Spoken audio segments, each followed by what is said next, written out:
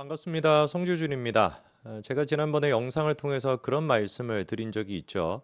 이 정치라고 하는 것은 생명이 있다. 하나의 이제 우리가 생물이다라고 하지 않습니까?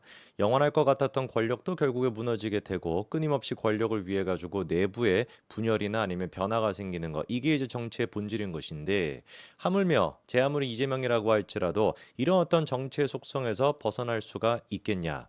원래 일단 기본적으로 대통령이 되게 된다면 여당과의 관계는 껄끄러워질 수밖에 없습니다. 이게 지금까지 민주당이 됐거나 국민의힘이 됐거나 진보 보수 할 거 없이 대한민국 정치 역사 모두에서 반복됐던 모습이죠.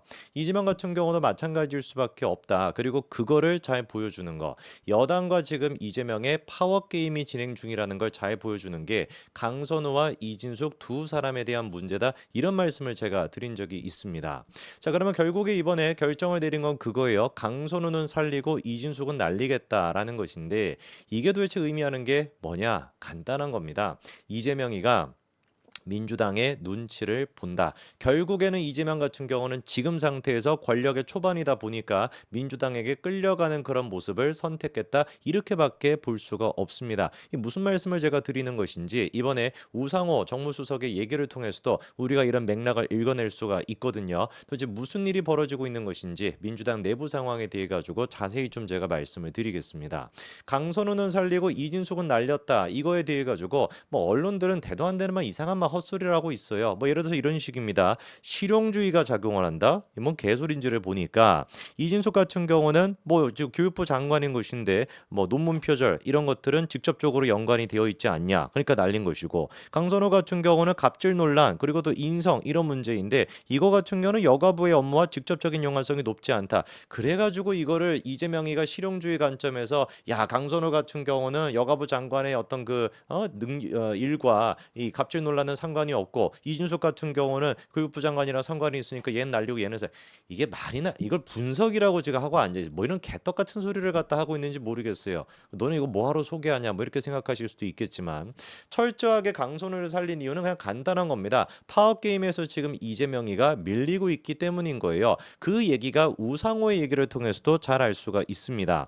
이번에 우상호 같은 경우는 이진숙은 날리고 강선우는 살리겠다라고 하는 거에 대해 가지고 공개적으로 발표할 때는 이유를 공개하지 않았습니다. 그러니까 이제 뭐 국민 눈높이 뭐 이런 얘기는 했습니다만 왜 도대체 강선우는 살아야 되고 이진숙은 날려야 되는가 이거에 대해서 따로 얘기를 하지 않았거든요. 정부의 입장이 없었다라는 겁니다. 그런데 추가적으로 이제 우상호가 다른 방송에 나가가지고 무슨 얘기를 했었냐. 강선우 임명에는 여당 지도부의 의견이 가장 큰 영향을 끼쳤다. 이런 얘기를 했고 이게 어마어마하게 중요한 얘기라는 겁니다. 아까 전에 제가 말씀을 드렸던 민주당과 이재명의 파워게임이 진행 중이다. 강선우 임명 같은 경우는 이재명이 어떻게 했다라는 겁니까? 처음부터 좀 날리고 싶었다라는 거예요. 아니 자기 입장에서 같은 경우는 지금 모든 국민들한테 다 존경받고 싶고 여론이 흐르는 대로 그렇게 좀 하고 싶은데 강선우를 지금 미는 게 누구라는 겁니까? 민주당이거든요. 이재명 입장에서는 하루빨리 그냥 날려버리고 싶었는데 민주당에서는 계속해가지고 강선우를 밀다 보니까 이 두 가지에서 계속 고민하다 결국에는 뭘 선택한 거예요? 민주당의 뜻에 따르겠다. 이렇게 이제 항복 선언한 것밖에 되지 않습니다.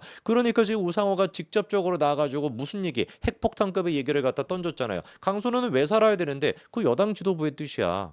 이재명의 뜻이 아니라 여당 지도부의 뜻이다. 그 민주당의 뜻이다. 조금 더 자세한 내용을 들어볼까요? 저 얘기를 공개한 것이 이제 김현정의 뉴스쇼에 나가가지고 우상호가 했던 얘기인데 잘 들어보십시오. 이런 얘기를 합니다.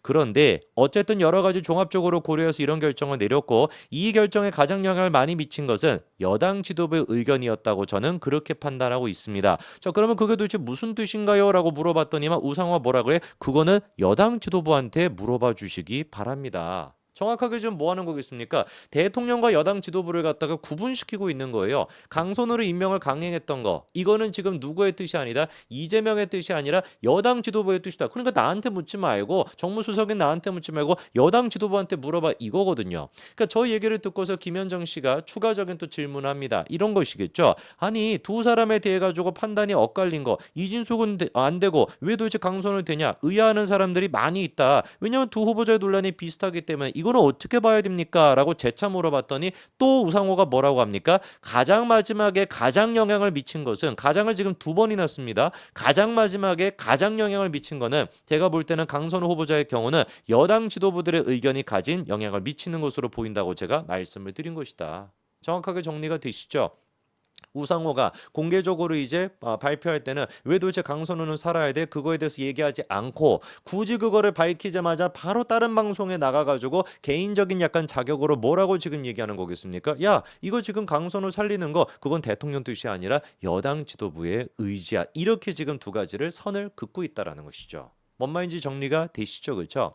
그래서 제가 처음에 말씀을 드렸던 거 이재명이는 원래 이준석이 됐거나 강선호가 됐거나 다 날리고 싶은 심정이다. 여가 됐거나 야가 됐거나 양쪽 모두로부터 존경받고 국민들한테 그냥 지지율 60%가 넘는 그거를 지금 바라는 상태이고 그리고 또 여당 입장에서는 뭐겠습니까? 민주당 입장에서는 우리가 지금 여당이잖아요. 이재명 일단 대통령 됐고 우리가 일단 여당이고 우리도 마찬가지로 권력을 지금 차지해야 되다 보니까 이재명이가 바라고 있는 이해관계랑 민주당이 바라보고 있는 이해관계 자체가 본질적으로 다를 수밖에 없다라는 것이죠. 대통령이라는 직책과 여당이라고 하는 그 위치 자체가 본질적으로 이게 갈등이 생길 수밖에 없다라는 겁니다. 그러다 보니까 대한민국 모든 정치 역상에서 대통령과 여당의 관계는 어떻게 됐던 거예요? 결국에는 최악의 결과로 끝이 났던 것이죠. 노무현의 경우도 마찬가지였던 거 아니겠습니까?